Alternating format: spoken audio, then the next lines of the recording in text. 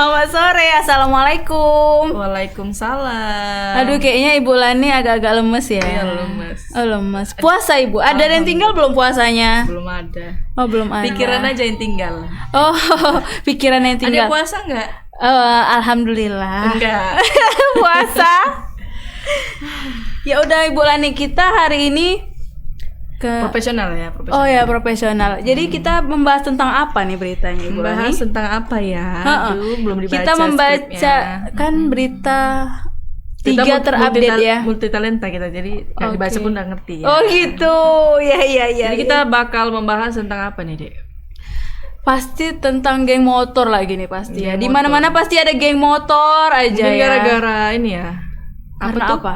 Asbun. Asmara Subuh. Asbu ya, yang main mercon itu. Asmara Subuh lo. Apa sih namanya? Iyalah yang main mercon yang di kalau di ring road banyak ya kan main mercon. Yang banyak. Nah, banyak. Tembung juga banyak. Oh gitu. Jadi ada cerita mengenai seorang remaja nyaris tewas setelah diserang puluhan geng motor. Aku tadi lihat videonya juga sih tadi ini. Jadi peristiwa tersebut terjadi di Jalan Pasar 10, Marelan, Kecamatan Medan Labuhan pada Selasa 5 bulan 4 2022 menjelang sahur katanya.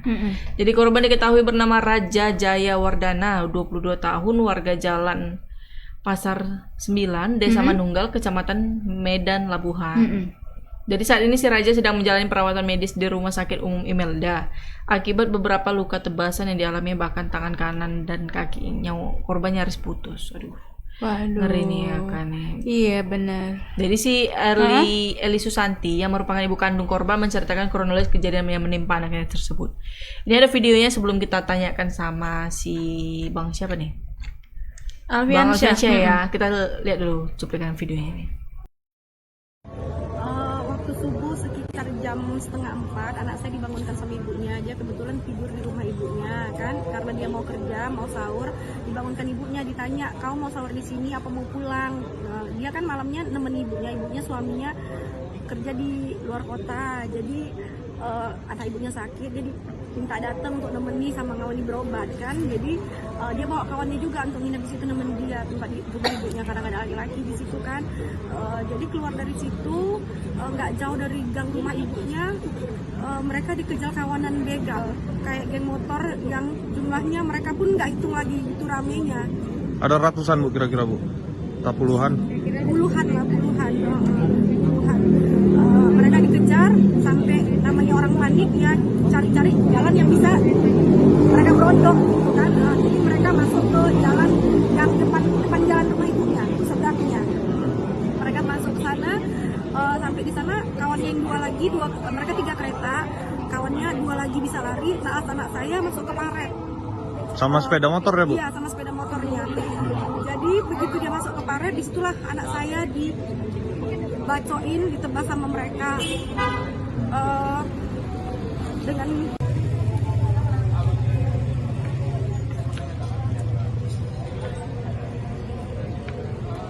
tunggu kabar dari kawan lagi Adi. Geng motor tuh orang tuh lagi ngumpul atau lagi konvoy gimana? Lagi konvoy Pak. Itu sebelumnya Pak yang di masjid Pak, anak-anak remaja masjid Pak. Kena Pak pantatnya diikat orang itu Pak. Cuma sedikit saja. Sebelum kejadian kalian ini? Iya, sebelum kejadian kami Pak. Kejadiannya tepatnya di mananya? Tempatnya di Pasar 10 Pak. Pasar 10 Dekat Beringin Pak. Mau ke arah Garapan. Kira-kira itunya geng-geng motor tuh usia-usia berapa tuh? Itu geng motor Pak. Ya kayak anak sekolah gitu lah Pak. Sebagian anak sekolah, sebagian orang dewasa Pak. Remaja lah berarti ya? Iya, remaja. Selain bawa kelewang, bawa apa lagi orang itu? Cuma itu aja Pak. Setahu saya. Yang terlihat ya? Iya. Sempat teriak-teriak orang itu nggak waktu Orang ngejar? itu nggak teriak Pak, cuma orang itu diam saja. Pas begitu nampak kami, orang itu menyerang. Langsung nyerang ya? Iya, langsung menyerang Pak. Sempat panik kalian waktu itu? Panik lah Pak. Kami posisi ngebut ini Pak, sudah goyang lah ini, sudah goyang simpang 4 itu Pak. Kami mau belok arah ke kiri, ke kiri. Karena kan arah ke kiri itu ada tempat ini, apa namanya, pesantren Pak. Saya minta pertolongan dari situ, rupanya nggak sempat, kereta itu jatuh Pak. Jatuh, si korban ini lari ke parit Pak, saya lari terus Pak. Saya minta pertolongan dari warga. Sempat minta tolong juga sama Iya, Pak. warga? Langsung datang warga situ Warga nggak? langsung datang Pak. Habis warga Kami mau pulang pak, mau pulang. Setelah kami mau pulang, orang itu di depan pak, di depan kami langsung dihantam. Jadi kami masuklah ke genggang pak, berdalam. Udah sampai dalam, si korban jatuh pak, jatuh masuk paret lah dia, masuk paret langsung dihantam. Pertama kakinya dihantam pak, habis kakinya itulah kepala dia mau dihantam karena ditangkis sama si korban, itulah kena tangan dia pak. Dihantam pakai apa itu? Dihantam pakai parang pak, lewat pak. Parang. Semua yang ngejar dia itu pakai parang semua. Sebagian ada nggak pak? Berapa orang kira-kira? Kira-kira yang sebagian tuh ada sekitar 10 orang pak. 10 orang ya? Ya, yang ngejar pak, yang naik ninja sama naik trail pak. Itu begal apa geng motor? Di motor pak. Geng motor ya? Iya pak. Di antara para pelaku itu ada dikenali? Sebelumnya nggak ada yang dikenal pak. Nggak ada yang kenal? Ada pak. ada bawa simbol entah bendera atau apa Nggak ada, segala Pak. macam. Nggak ada. Ada menyangkut permusuhan sama orang-orang yang mau melakukan itu? Nah itu saya kurang tahu pak. Kalau Nggak ada, itu ya? pak, penyebabnya itu saya kurang tahu pak. Pada saat itu kalian sempat dikejar juga ya? Tapi Sempat, Pak. lari ya? Lari. Si korban yang ketinggal ya? Iya pak. Ada nggak di lokasi? Polisi di lokasi tidak ada pak. Mm-mm. Itu lokasinya gelap memang. Gelap pak. Lokasi gelap. Daerah pak. Kira-kira udah sering nggak geng motor beraksi di daerah itu? Nah, itu saya kurang tahu pak. Karena ini baru sekali ini saya kena pak. Sebelum-sebelumnya pernah dengar nggak informasi apa ada geng motor sering di kawasan Kalau itu? dengar kabar dari warga sering pak. Mm-mm. Sebelumnya. Nama siapa bang? Yoga pak. Yoga ya, kawannya si Kawannya korban. Raja, Ya? si korban. Nah, itu dia Kak tentang mengenai geng motor. pemberitaan Mm-mm. Yang geng geng motor. motor, ha. Langsung aja ke Bang Alfiansyah kali ini. Mm-mm. Halo, selamat sore Bang Alfiansyah. Selamat sore Kak Tari, Kak Lani. Oke Bang, mengenai pemberitaan geng motor ini Bang, yang mungkin Marelan ini mungkin hal sering juga ya kelihatannya Bang. Geng motor ini merupakan kawanan yang sering di ini nggak sih Bang? Selama asmara subuh subuh nih, atau selain asmara subuh mungkin hari-hari biasa juga mereka juga sering melakukan aksi mereka ini nggak sih Bang kira-kira? Ya, baik Kak Lani, Kak Tari dan juga para tribuners di rumah. Ya memang geng motor ini menurut pengakuan dari salah seorang warga Marelan mengatakan bahwa saya sebelum masuknya bulan Ramadan, aksi geng motor ini sudah kerap berlangsung di sekitaran kawasan Marelan. Nah, setelah memasuki bulan Ramadan ataupun setelah adanya asmara subuh, mereka makin marak beraksi di kawasan tersebut menurut keterangan dari warga di sana. Namun aksi kejadian geng motor itu yang sering konvoy tidak pernah termonitor oleh pihak kepolisian. Bahkan menurut keterangan dari warga, polisi jarang terlihat patroli di kawasan tersebut. Padahal kawasan tersebut menurut informasinya sering ataupun rawan terjadinya aksi geng motor ini. Nah, kejadian yang menimpa Raja ini bukanlah korban yang pertama kalinya. Menurut keterangan warga di sekitar, Raja ini adalah korban kesekian kalinya yang mungkin si Raja ini yang terparahnya Kak, karena akibat dari serangan tersebut dia mengalami tangannya yang nyaris putus dan kakinya juga nyaris putus akibat terkena bacokan oleh aksi keganasan geng motor ini. Ya Kak, demikian Kak. Oh begitu. Jadi Bang, gimana Bang kondisi korban sekarang Bang? Dan pasalnya pengobatannya ditolak ya Bang sama BPJS ya? Ya baik Kak Tari, memang kejadian itu yang menimpa si Raja ini kejadiannya pada hari Selasa. Kebetulan memang waktu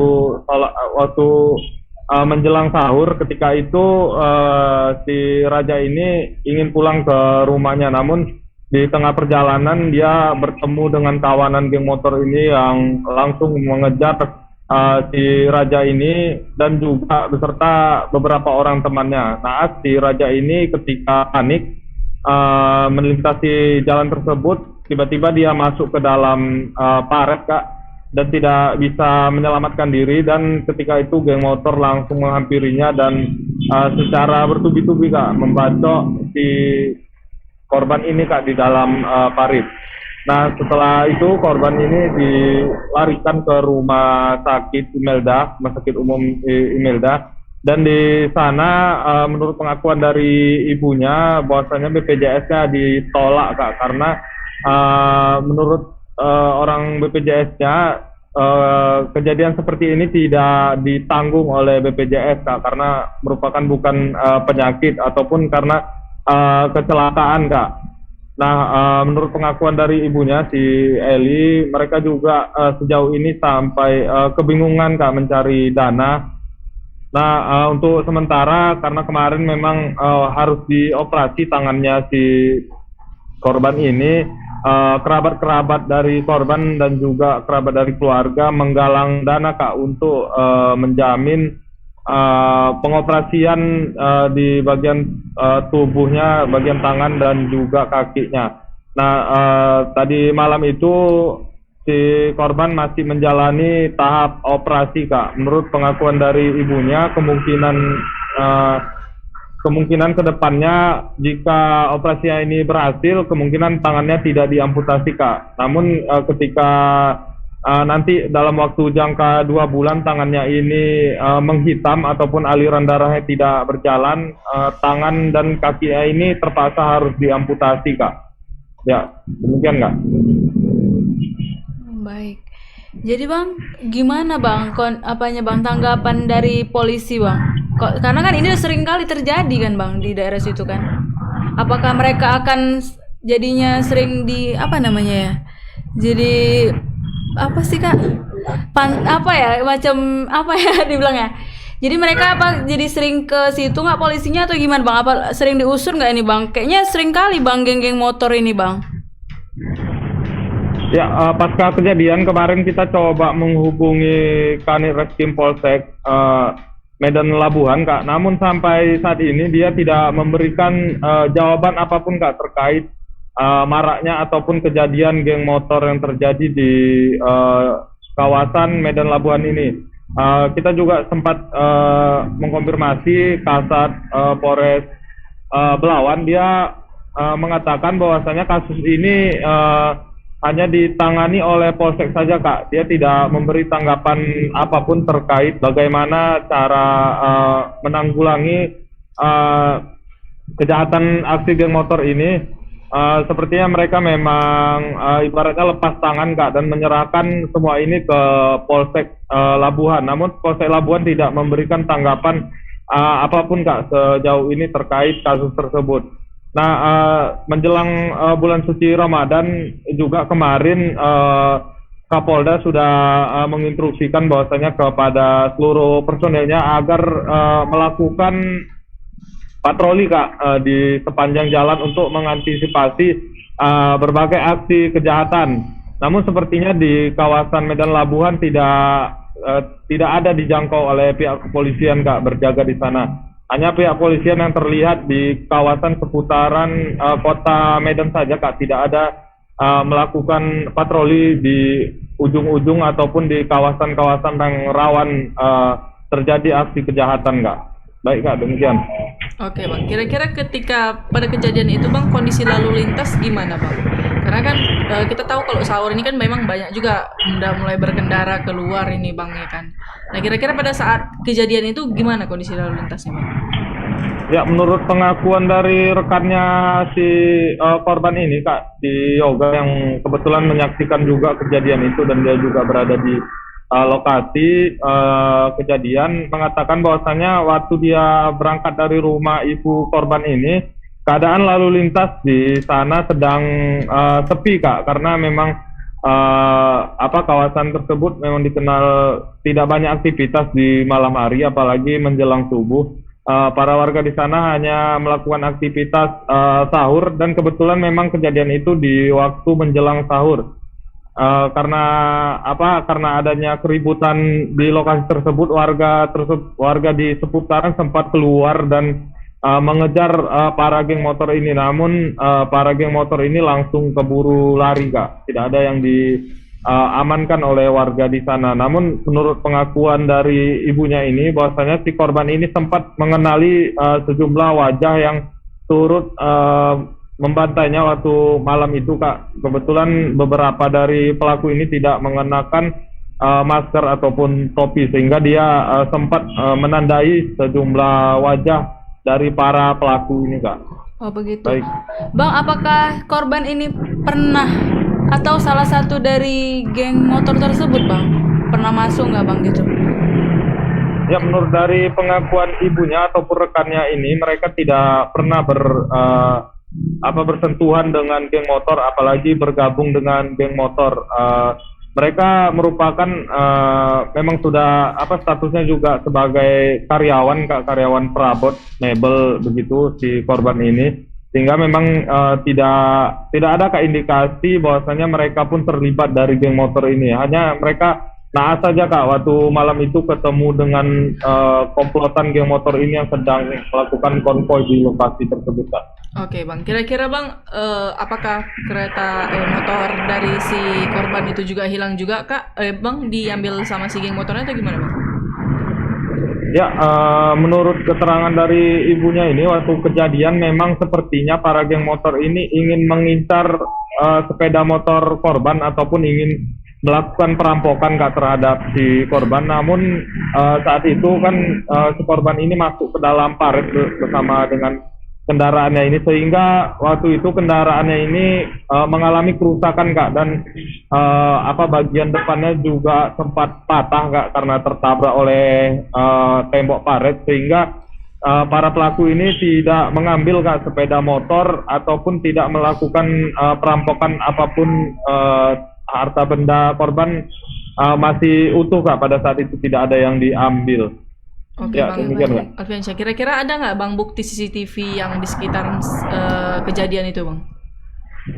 Ya, untuk CCTV sepertinya tidak ada ya Kak, karena memang tempat lokasi kejadian itu tuh tanah kosong Kak, tanah arah ke jalan tanah garapan Kak, tidak ada memang warga memang jarang di situ Kak, dan memang suasananya pun katanya memang sepi di kawasan tersebut. Baik. Bang, berarti Bang, kira-kira kalau misalnya next kejadian lagi, kayaknya bakal nggak tahu mau ngelapor kemana ya Bang, karena nggak ditanggapin juga ya Bang. Iya, memang kemarin kata si ibu korban ini, Sally ini, belum sempat Kak melapor ke kantor polisi karena masih sibuk menangani si anaknya ini yang masih terbaring lemah di rumah sakit. Namun katanya pihak kepolisian sudah ada mendatangi si korban ini untuk dimintai keterangan. Hanya itu saja Kak. Mungkin memang polisi juga sudah mendengar kabar bahwasanya adanya aksi penyerangan geng motor ini Kak. Oke, Bang. Mungkin ke depannya kata ibu korban ini akan membuat laporan resmi ke kantor polisi ketika urusan rumah sakitnya setelah selesai Kak. Oke Bang, terima kasih Terima untuk kasih, informasinya Bang Bang Alfi. Alfi. Sehat selalu Baik, Bang. Kak Ani Katari. Nah itu deh. Semoga cepat ketemu juga ya Kak geng motornya. Gantian Ya. dibegal tangan sama kakinya ya kan. Iya, karena udah katanya nyaris putus ya. Iya. Jadi kalau misalnya habis operasi, kalau misalnya masih membiru, Gagal, ya bakal diamputasi. diamputasi. Memang apa harus turun Pak Ambarita itu ke Medan, ya kan? Kayaknya harus ya. Ya kan? Biar siap 86. Iya, siap gitu ya. Biar nggak mengganggu lagi ya kan. Memang Marelan ini kan agak memang Mungkin kondisinya agak karena gelap, iya itu ya kan? gelap kan. Terus jalanannya kan luas gitu kan, lebar, nggak kayak kemacetannya Iya, banyak ya benar. kan? Jadi orang bisa selalu lalang, apalagi tuh lagi asmara subuh ya kan. Iya. Tapi kayaknya tadi kan dia kan bukan lagi asmara subuh kan, dia kan baru pulang pulang dari sahur. dari rumah ibunya ya, memang rumah saudaranya. Ya ampun. Emang tanggal apa sih nggak ada di kalender ya kan? Iya benar. Cuman kayaknya sih yang geng motor ini kayaknya anak-anak tanggung yang ini sih ya kan. Yang mau hebat lah mungkin ya. Ya mungkin lah. Ya udahlah Kak, kita semoga cepat selesai lah masalahnya ya Kak, dan dia cepat sembuh juga yang Iya. korbannya. Ya udah, kita lanjut lah Kak ke berita kedua. Apa nih, coba bacakan deh. Tentang satu keluarga di Kota Medan mengalami penganiayaan yang dilakukan sejumlah orang yang tergabung dari organisasi kepemudaan. Adapun korban penganiayaan tersebut adalah Fadli Setiawan, warga Jalan Sutrisno, Kecamatan Medan Area. Indra Sembiring dan adik iparnya serta ayahnya, Yuliadi. Kepada Tribun, Fadli mengatakan awalnya tidak mengetahui permasalahan yang terjadi. Dia baru tahu belakangan bahwa ayahnya bertengkar dengan salah seorang wanita di depan tokonya. Fadli menceritakan awal penganiayaan satu keluarga tersebut bermula ketika ayahnya ribut dengan Nopi yang merupakan kerabat salah satu organisasi kepemudaan di daerahnya. Nah, kayaknya kita lihat aja langsung videonya ya Kak ya. Iya.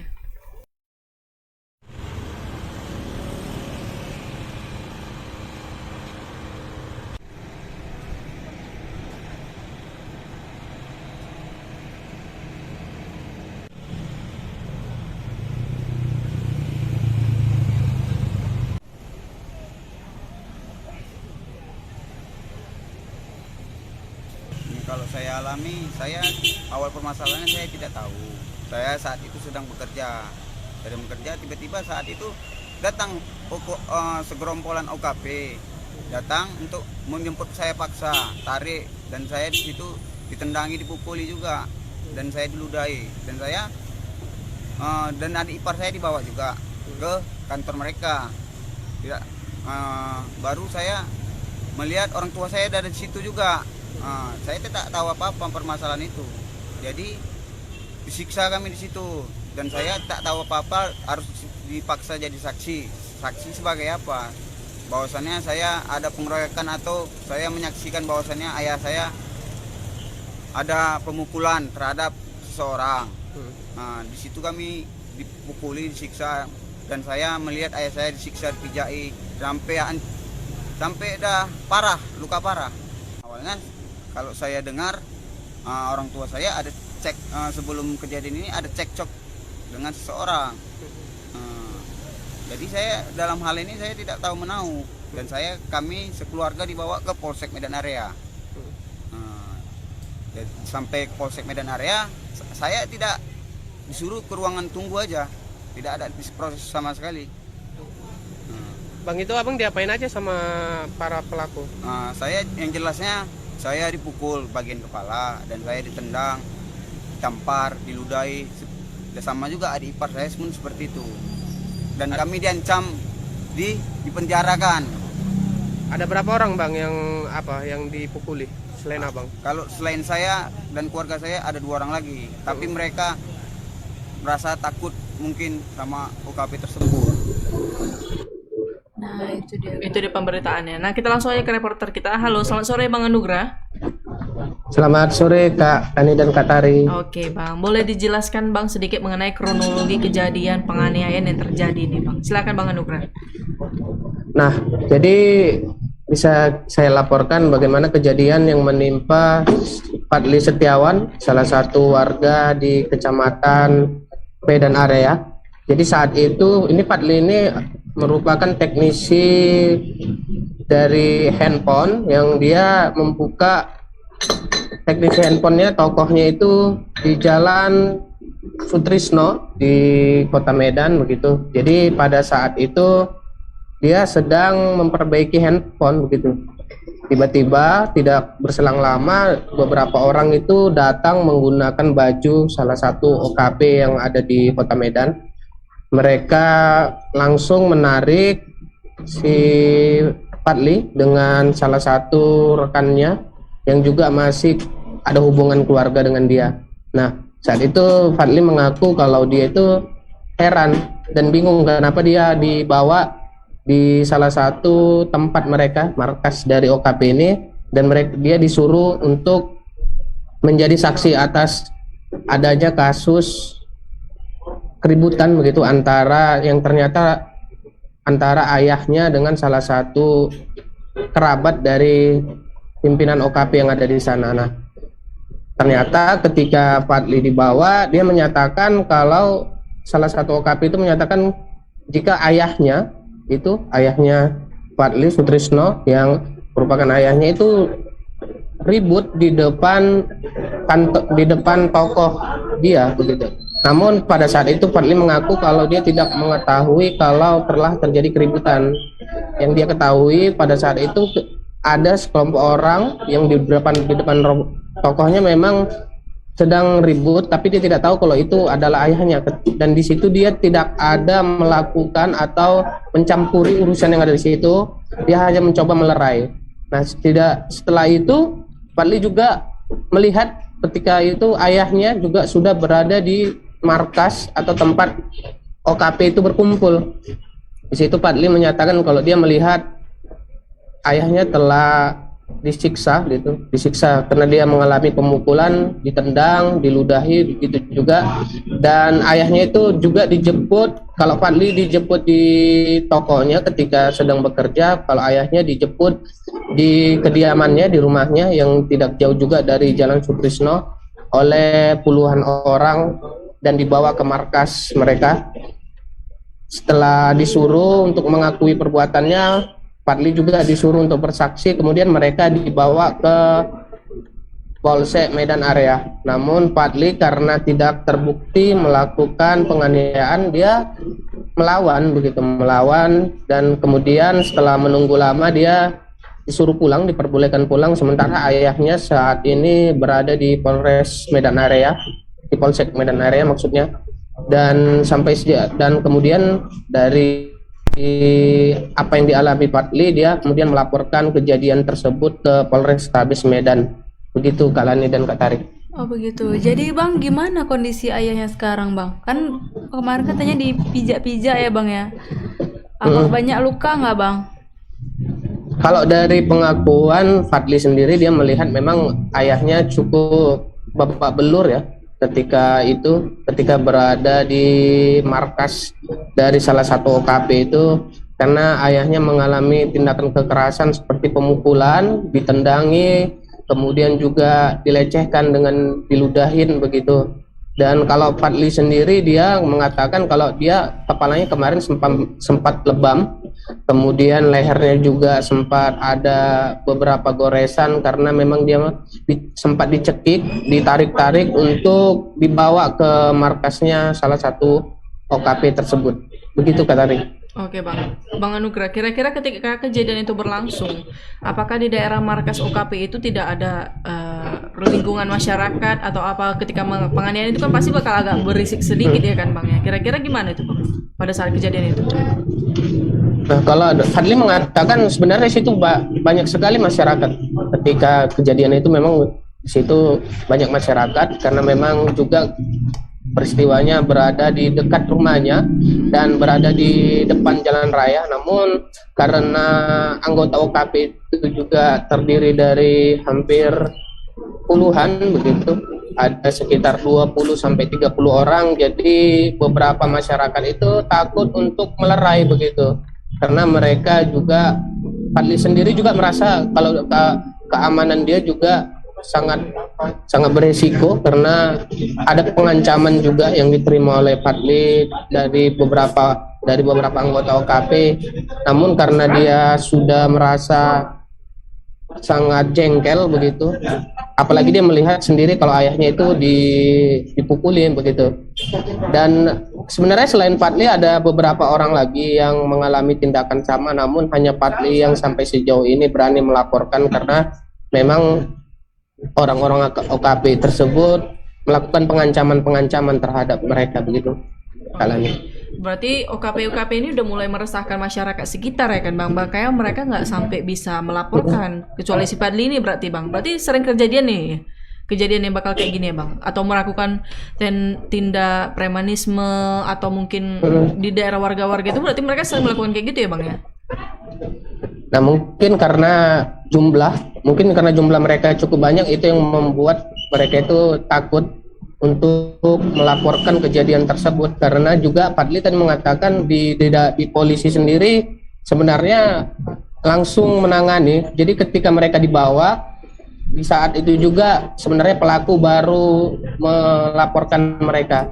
Namun ketika proses pelaporan hanya satu orang saja yang ditahan, yaitu orang tuanya dari Fadli, karena memang hanya diri dia sendiri yang sempat ribut dengan salah satu kerabat dari ketua OKP tersebut. Namun Fadli bersama rekannya itu dilepaskan karena tidak terbukti melakukan penganiayaan. Nah, Fadli sendiri merasa kalau penahanan langsung terhadap ayahnya juga sebenarnya sangat terlalu cepat begitu, karena mengapa sepertinya polisi juga takut begitu atau merasa terintervensi dengan adanya OKP itu yang datang secara beramai-ramai. Begitu Kak. Namun sejauh ini dia Fadli berharap kalau polisi juga harusnya menangkap para pelaku itu, karena jika memang dia tadi mengatakan kalaupun mereka bersalah begitu, baik keluarganya, baik ayahnya, ya seharusnya yang dilakukan adalah sesuai dengan prosedur hukum, bukan sebaliknya menganiaya dan membawa mereka secara paksa ke kantor polisi. Oh begitu. Jadi Bang, sebenarnya permasalahannya apa ya Bang sama si Nopi ya Bang yang ini ya? Sebenarnya permasalahannya apa ya Bang? Kok sampai ayahnya itu bisa langsung dipenjara? Apakah ada penganiayaan Bang ayahnya itu kepada Nopi? Atau justru penipuan? Iya benar. Nah, jadi awalnya kalau Fadli mengatakan ayahnya itu sempat berada di tokohnya begitu, sama si Nopi juga saat itu sedang berada di sekitar tokonya. Namun ketika hendak keluar untuk memarkirkan kereta, saat hendak keluar Nopi berada di sekitar parkiran, jadi tidak tahu apa penyebabnya. Namun yang pasti mereka itu sempat ribut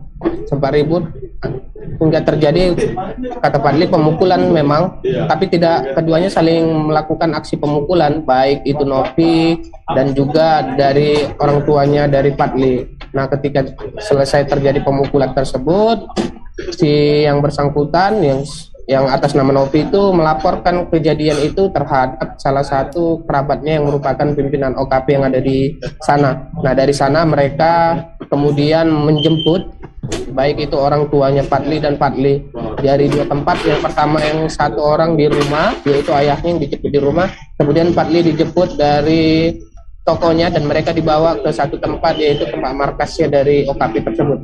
Jadi sebenarnya Katari ini persoalan karena terjadi hal sepele, karena berpapasan secara tidak langsung di depan toko hingga terjadi keributan, kemudian terjadi pemukulan karena keduanya saling ribut, dan salah satu orang itu melaporkan kejadian itu terhadap ketua OKP itu, dan mereka langsung menjemput paksa ke tiga korban ini. Oke, kira-kira si Nopinya itu kena luka apa Bang, atau melakukan visum langsung pada saat itu makanya langsung melaporkan ya Bang ya? Ya, jadi keduanya sudah saling melapor. Fadli melaporkan peristiwa itu ke Polrestabes, dan dikabarkan Novi juga melaporkan peristiwa pemukulan terhadap dia yang dilakukan orang tua Fadli itu ke Polsek Medan Area.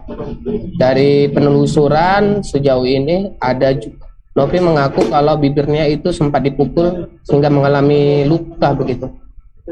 Oh begitu. Oke, jadi berawal dari itu. Apa sih hubungan si bapaknya si Fadli ini sama dengan Novi. si Novi ini Bang, makanya terjadi percecokan seperti itu? Tidak, kalau dari pengakuan dari Fadli tidak saling kenal, hanya ketika mereka berpapasan ketika berada di toko itu terjadi keributan. Mungkin hanya karena masalah parkir begitu, ketika orang tua Fadli mau mengeluarkan kereta, Novi pada saat itu berada di parkiran. Tidak tahu apa yang menyebabkan mereka itu akhirnya ribut begitu Kak, dan terjadi akhirnya ada saling pukul begitu. Berarti berawal dari situ ya kan Bang. Jadi pedas sampai sekarang rupanya babak belur. Iya benar, masuk ayahnya. penjara. Pula lagi. Oke, makasih banyak. Oke, terima kasih informasi, Bang Anugrah. Oke, Kalani dan Katari. Selamat sore. Selamat sore. Udah lah tadi satu geng motor, satu OKP dek. Ngeri Ngeri kali, udah kali ya kayak kan. Apa ya? Nero yang belum Iya, kujumpai benar. lagi di Medan ini semenjak zaman-zaman sekolah awal Tapi dulu. yang aku herannya, yang di babak belur itu ayahnya, tapi kok bisa ayahnya yang di ini ya? Kenapa nggak OKP itu yang Karena di, bapaknya kan terbukti melakukan penganiayaan. Iya, Kan terus si OKP Nopinya itu kan udah ada luka di. Iya, terus OKP itu kan udah jelas-jelas memukuli Nah, itu ayahnya. jadi polisi kan takut kalau misalnya datang beramai-ramai orang ini. Berarti polisi takut sama OKP? Sama begal juga takut. Oh gitu. Berarti di atas. Aduh nggak ngerti lah. Ya udahlah, aku Jadi nggak bisa kalau bercakap misalnya lagi kayak gitu. Kita ngelapor sama siapa? Seru Kitty kan? Iya. Iya kan, aku pun ngeri juga kalau misalnya kayak gitu ya kan. Ya Kalau ada kejadian ampun. kayak Kok gitu, kejadian sama kita kayak mana ya? nggak ngerti lah aku. Kita ya Allah, jauh lah ya kayak gitu. Di rumah aja lah kita guys. Di rumah pun baru keluar rumah, depan rumah ada begal. Iya benar. Wah, ngeri kali. Aduh, udah masuk lagi disuruh ini kita deh. Coba Lanjut lah berita berita ketiga terakhir. Kak. Ada. Lanjutlah ke berita ketiga. Heeh. Kayaknya tentang si Dea OnlyFans yang lagi viral itu loh. Ada artis yang mendownload video dia berkali-kali Iya, ya kan? yang katanya yang komedian itu ya. Nggak tahu. Cobalah dijelaskan. Coba Ibu ada Lani. dibacakan, Suaranya agak-agak serak nih. Iya, iya, coba silakan dibacakan. Gantian kita ya bacanya ya. Iya. Oke. Di Reskrim Suspolda Metro Jaya, Kombes Pol Auliansyah Lubis mengungkapkan seorang komedian berinisial M membeli konten video milik tersangka kasus dugaan pornografi Dea OnlyFans. Berkaitan dengan itu, dalam waktu dekat polisi akan memanggil komedian tersebut untuk dimintai keterangan. Nanti kita lihat apa yang bersangkutan ikut menyebarkan. Nanti kami panggil menjadi saksi, kata Auliansyah. Untuk saat ini komedian dengan inisial M tersebut akan diperiksa sebagai saksi. Tapi Kak, dia udah beli terus jadi saksi, gitu? Maksudnya? Kan belum tahu kan, sementara menjadi saksi. Oh, sementara biasanya, jadi saksi. itu menjadi saksi dulu biasanya. Kayaknya dia ini ya jadinya si yang apa macam jadi kena bumerang sama dia ya. Apa tuh? Dia udah beli ya kan, terus dia jadi saksi takut jadi tersangka. Ya biasa itu kan, awal-awal mulanya biasanya seperti itu gitu. Oh begitu. Jadi terkuaklah komedian M ini membeli video tersebut berdasarkan keterangan Dea OnlyFans. Polisi juga memeriksa Google Drive milik Dea OnlyFans yang berisikan 76 video dan gambar tanpa busana. Wow, Bahaya ini deh. Seksi. Bisa-bisa Google Drive kita pun diperiksa sama kepolisian. betul. Kalau aku videonya tentang Sakit. podcast semua nggak bisa. Kalau Berat aku handphone nggak, aku dah. Kak, jangan-jangan tentang Apa? kalau Google Drive kita tentang Hap-hap. bukan Apa? Tentang apa? tentang inilah belanjaan kita. Oh, belanjaan ya kan? kita. Iya. Heeh. Jadi kan Dea OnlyFans ini menjalani pemeriksaan tambahan selama 4 jam. Menurut keterangan kuasa hukum Dea, Syarifuddin Abdillah, kliennya dicecar belasan pertanyaan. Wow. Diberitakannya sebelumnya Dea OnlyFans ditetapkan menjadi tersangka pada tanggal 26 Maret 2022 kemarin nih. Jadi kendati berstatus tersangka, Dea OnlyFans tak ditahan dan menjalani wajib lapor setelah tiap hari Senin dan Kamis. Kayak puasa dia Senin Kamis. Iya, ya Senin kan? Kamis ya. Lama-lama ini dia. Jadi dia tidak ditahan karena pemohon dan penjaminan dari pihak keluarga serta Dea yang masih menjadi seorang mahasiswa. Dia ditetapkan menjadi tersangka lantaran unggahan kontennya di situs OnlyFans diduga melanggar hukum sesuai Undang-Undang Pornografi. Aduh, jadi dia dijerat pasal 27 ayat 1 junto pasal 45 ayat 1 Undang-Undang Nomor 19 tahun 2016 tentang perubahan atas panjang kali ya. Iya, bacain lah Ibu Pokoknya Lani. tentang pornografi lah perundang-undangannya. Wow. Jadi sementara itu komika Marcel Widianto disebut sebagai komedian yang membeli konten mesum Langsung disebut ya. Morsel tadi M. Ya ambil apa inisial M. Ini di bawah disebut nih. Langsung lah mungkin. Komika Marcel Widianto. Benarkah komedian M yang disebut adalah Marcel Widianto? Katanya gitu. Jadi informasi yang tersebut menyebutkan bahwa Marcel Widianto bahkan dijadwalkan menjalani pemeriksaan terkait konten mesum Dea OnlyFans yang dibelinya itu. Wow. Jangan-jangan uangnya bukan habis untuk binomo tapi untuk mendownload video ini. Gimana sih Marcel Widianto ini, Dek? Oke, informasinya yang diperoleh wartawan di lapangan menyebutkan pemeriksaan Marcel Widianto sebagai saksi akan dilakukan penyidikan kepolisian di Direktorat Reserse Kriminal Khusus Polda Metro Jaya Kamis 7 April 2022 pagi tadi. Wow. Oh, yang ini komediannya. Kak, ini kan tanggal 6 ya? Masih tanggal 6. Berarti besok. Besok ya, Iya. apa tuh katanya jadwalnya? Tanggal 7 ya pagi, jam 7 pagi. Aduh, jadi ketar-ketir lah abang Iya. ini. Aduh, Udah ya punya, udahlah. abang ini udah punya istri belum? Kok jadi kita bahas ke situ ya, Kak? Iya, Karena nanti kita kan kalau gosip istrinya bakal kan panjang ini. nih. Kan Google Drive-nya kan jadi ketahuan ya Oh kan, iya. isinya yang kayak gitu-gituan. Benar. Aduh, ngeri-ngeri kali lah kalau udah apal. Aduh, nggak ngerti lah ya kan, Dek. Lagian pun bocah ini pun kebiasaan. Iya, ya masih kan? anak-anak juga ya belum, kan. Belum tahu dia token rasanya bunyi-bunyi tiba-tiba tengah malam macam mana ya kan. Dek? Betul. Taunya- Langsung kalau aku langsung hubungin Kak Lani, Kak isi token gitu ya kan. Dia nggak tahu ya kan. Dia taunya mungkin ya itulah deh untuk biaya hidup kerasa ya kan. Jadi kayak gini lah. Iya. Aduh nggak ngerti. Ya udahlah Kak, kita akhiri lah Kita berita akhiri kita. lah kalau gitu pemberitaan kita hari ini. Pokoknya kalau mau lihat selengkapnya kalian bisa lihat di websitenya Tribun Medan ya kan, atau sosialnya Tribun Medan lebih update daripada pembicaraan yang kami ini ya kan Dek ya kan. Benar. Nah, jadi untuk teman-teman Tribuners yang sudah menonton, terima kasih untuk hari ini. Untuk yang lagi puasa, selamat menunaikan Berbuka ibadah puasa. Belum. Selamat menunaikan ibadah puasa, semoga lancar ke depannya. Pokoknya kita amalkan yang baik-baik lah selama bulan puasa ini kan Tribuners. Iya. Pokoknya nggak usah inilah asmara subuh lah kalian, nanti Bahaya ada ya kan. udah dilaporkan nggak di ini pula, takutnya nggak tanggapin ya kan. Betul. Aduh, nggak tahu lah mau kemana ya kan. Ya udahlah kalau gitu, informasi yang kami sampaikan udah cukup lah ya kan. Apalagi nih Dek? Kita akhiri dengan Oke. wabillahi taufik wal hidayah. Oke, terima kasih teman-teman yang sudah nonton ya. Mohon maaf kalau ada salah-salah kata. Saya Lani, Saya Tari. pamit undur diri, dan kru yang bertugas juga pamit undur diri. Terima kasih ya Tribuners. Assalamualaikum warahmatullahi wabarakatuh. Assalamualaikum.